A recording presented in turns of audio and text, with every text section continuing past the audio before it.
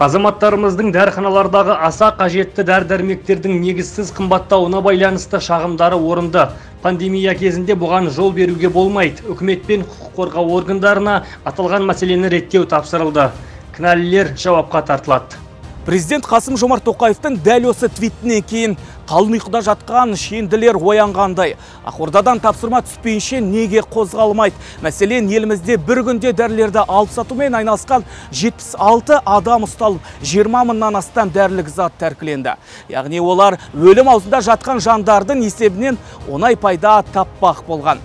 Сөз жоқ, осы кезде сол қат препараттарды науқастардың туыстары табанынан тозып тұрып таба алмай жүрді.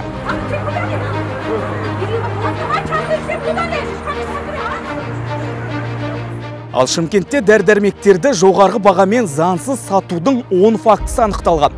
Ал сатарлар тіпті медициналық препараттарды сақтау тәртібін білмейді. Сондықтан қолдан алған дәрі қауіпті болуы мүмкін. Адамдар организмге худший случай просто аллергия береді, басқа жағдайда өлім жағдайына әкеліп соғуы мүмкін. Ал бұл бас қалада жүргізілген арнайы операция. Елордалық полицейлер заңсыз айналымнан жалпы сомасы 6 миллион теңгеге жуық медициналық препараттарды тәркіледі. Столичными полицейскими задержана автомашина марки Toyota, багажное отделение которой было заполнено медикаментами. Владелец намеревался продать их по завышенной цене на общую сумму свыше 1 миллиона тенге. Жалғыз Шымкент пен Елордада ғана емес, басқа аймақтарда да дәріні көтерме сатып алып, қайта қымбатына сататындар өте көп. Қазір алып сатарлар мен тәртіп сақшылары айналысып жатыр.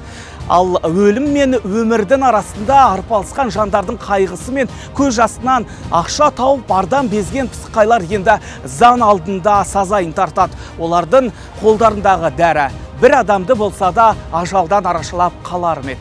Ал президенттің пәрменінен кейін жаппай ретке шыққан шенеуніктер және полицейлер әрекеті кезекті көзбояушылық болмаса дейсін.